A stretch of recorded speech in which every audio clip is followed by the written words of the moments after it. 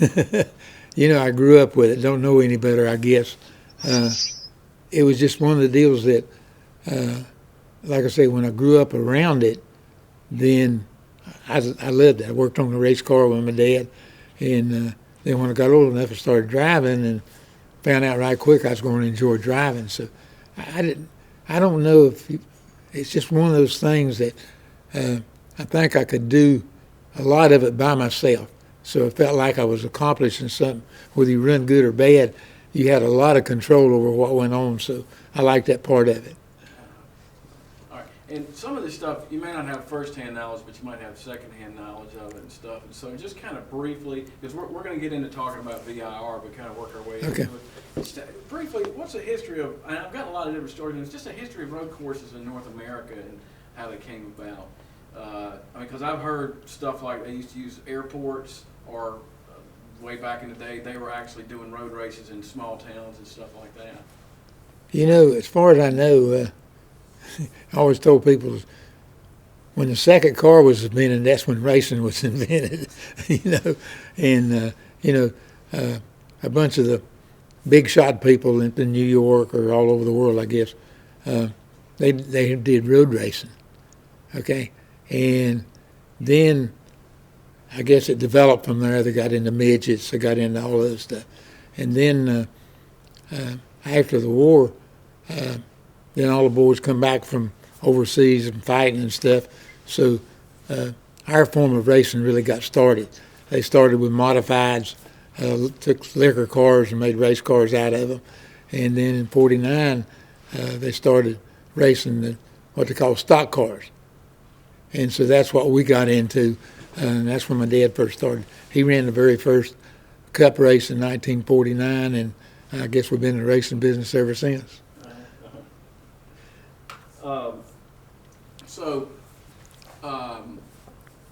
Where were you in your career when you first happened along at Virginia International Raceway? First time we ever went there, only time I ever went there really, was July the 31st, 1966. We'd run a race at Nashville, Tennessee on Saturday night. And I think me, David Pearson, and Wendell Scott jumped on a little plane and they flew us back to Danville. And so we'd go down to the racetrack. Never seen the race car, didn't know none of the people, never been on a road course in my life, any of that kind of stuff. And so I think we went out and practiced a little bit. David didn't even make it through practice. He crashed his car before the race even started. And so we had a Plymouth Barracuda and was running against, I guess, Mustangs or whatever.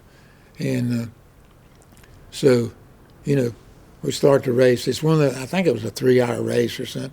I was supposed to drive a while. I think they had another driver to drive the car. And so, anyhow, jump in there and I go racing with these guys. And I think I spin out 2 or 3 times, get stuck up. I think I run, 10 or 12 laps or something, finally got stuck up or tore the car up all to pieces. But I was trying to keep up with the Mustangs. And when I finally got out of the car, I was doing, I thought, pretty good job keeping up with them. Well, they were like a second and a half faster than what the Barracuda was. They didn't tell me that. They just told me go out and race. And so anyhow, I wound up not finishing the race. And, that was, at that particular time, the racetrack was way out in the woods and all this stuff and trees around it. So you would run through the trees and all that stuff. And, I don't really remember that much of the racetrack. I knew that, you went by the start-finish line and made a right-hand turn, then went down through the woods, come back around somehow, and come back by the deal. So I guess basically it's the same track, I guess, now that it was then. There's a turn they call NASCAR turn, I think was named in your honor. Is that, you have a little mishap there? Well, I think that was after you were going by the pit stop, where the pits were. There was a hard right-hand corner, and then I think it went all the way. I think it made a curve. I think it went around and came back, and then there was another corner there that went back to the left. I think I made it to there. I think I wound up running off there 2 or 3 times. Well, now, but you got into road course racing at other road courses, didn't you? Like Bridgehampton and some other. Yeah, we ran Riverside. They ran one race in Augusta, and we ran somewhere in New York. We ran a race. Ran Watkins Glen. So we had 4 or 5 different road courses. Maybe just run one a year. Maybe sometimes we run 2. Mm-hmm. How did VIR compare to some of those other ones back in the old days? Well, really, being I never run a stock car at VIR, it's kind of hard for me to compare. But it was a pretty neat racetrack, really. It had a lot of places that you could pass on. A lot of road courses just got maybe 1 corner, 2 corners that you can do. At VIR, I thought it was a very competitive racetrack because there was, some straightaways, some short corners, some long corners. If you was a road racer, I think you'd really like that kind of racetrack. Speaking just from a driver's standpoint, what's the difference with what you go through as a driver and driving on a road course or just standard like NASCAR? Well, really, probably if you get right down to it, it was more physical because you had to use the brakes, you had to stop, you had to change gears, and then you had to steer with one hand, and we didn't have power steering, so sometimes it's kind of hard to do. But I think it was, when I first started, I ran a lot of dirt tracks, and I looked at a road course more as a dirt track because you could slide them through the corners or cut off the track and get in the dirt and, stuff like that. So to me, I really like road courses because it reminded me of dirt tracks.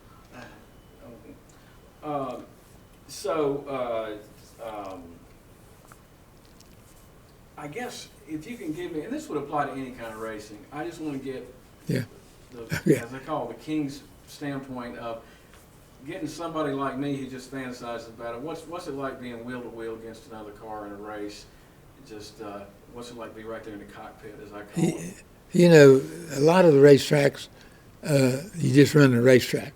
Like a road course, you don't race anybody, you race a racetrack. And then when you run, say at Martinsville, that's a whole different game. You're going fender to fender. So a lot of times you're not racing a racetrack, you're racing a person or a car. And so you got a different mental outlook at how are you going to approach it.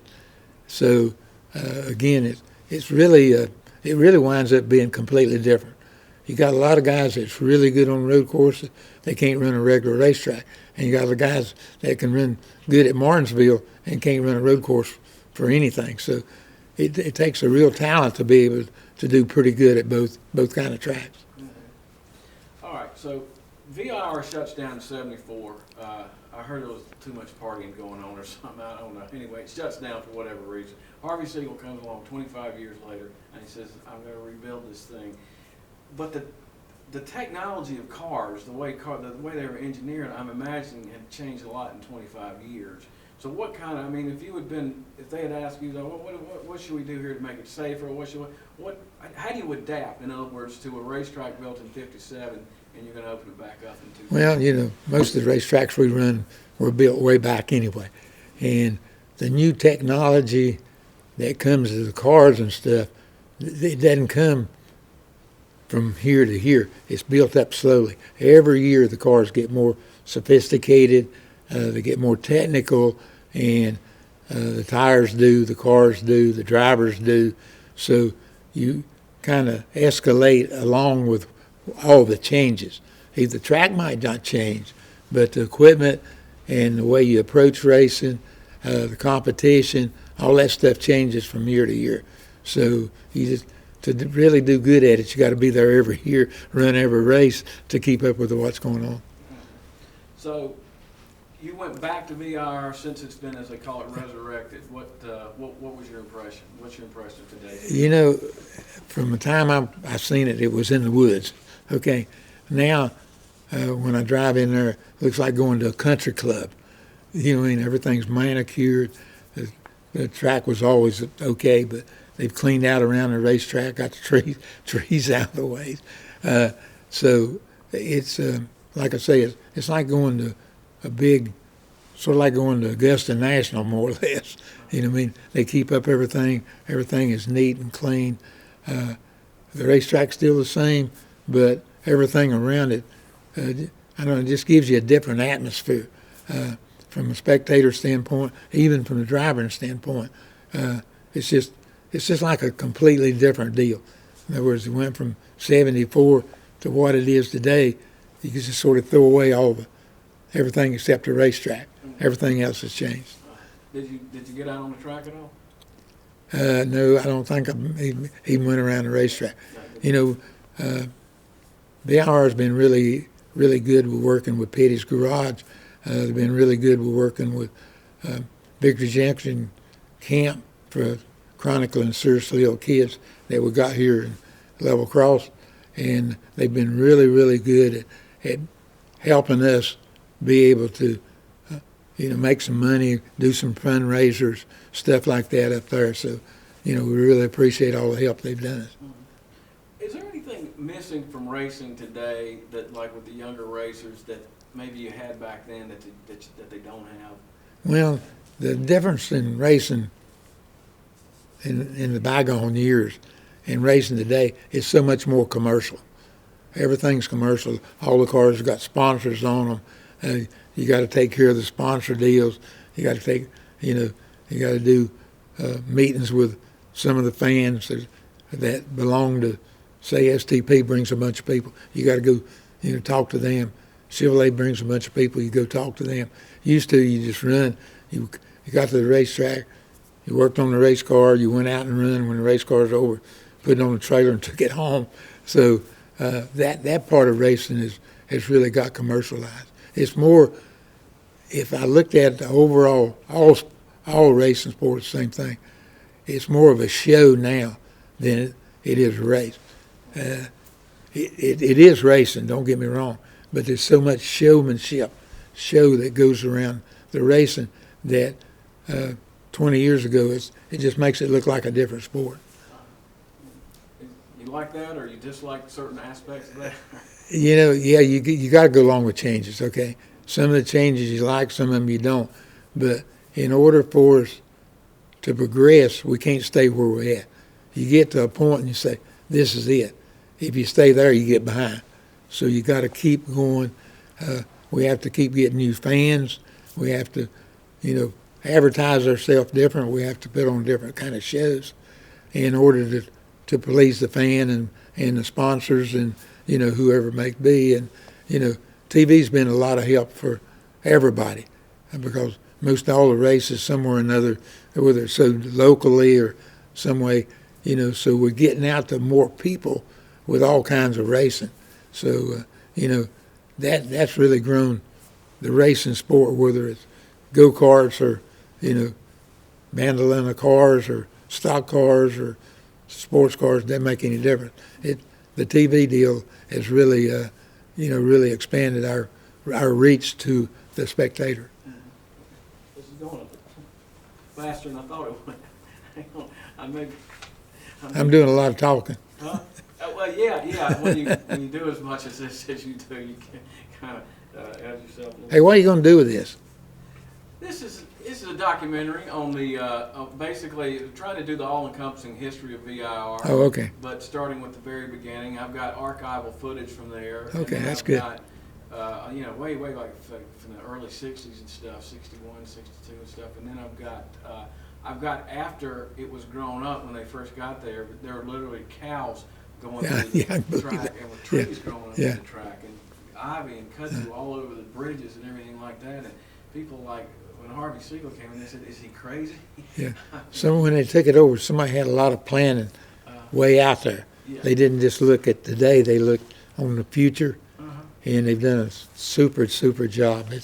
It's I guess probably from my standpoint, it's got to be the top one or first or second road course that I've been to. As far as going to Watkins Glen, it's the same. You go to Sonoma, it's been. They've done change, but it's still the same thing. You know, the only one I guess that's probably any nicer is the one they got in Birmingham. But that's all brand new stuff. You know, they spent millions and millions of dollars to make that a Augusta deal. You know what I mean? Yeah. And so I'd say BIR is not very far behind that. They're gonna want that. They're definitely gonna want to hear that. They're gonna love hearing that.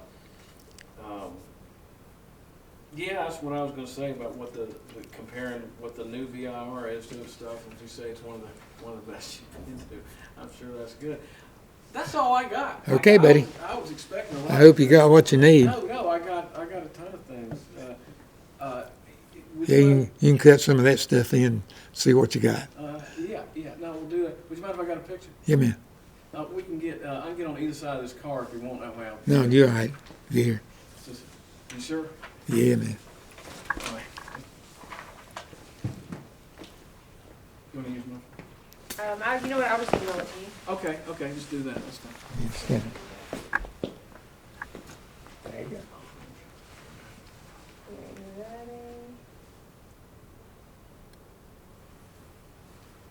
Alrighty. All right, got it. Okay, buddy. Mr. Petty, I really do appreciate it. Thank Thank you, you sir. so much. Okay, buddy. Thank you. All right. We'll send you a copy when Okay. we're done. Have a good week, man. Good luck with you putting all this stuff together.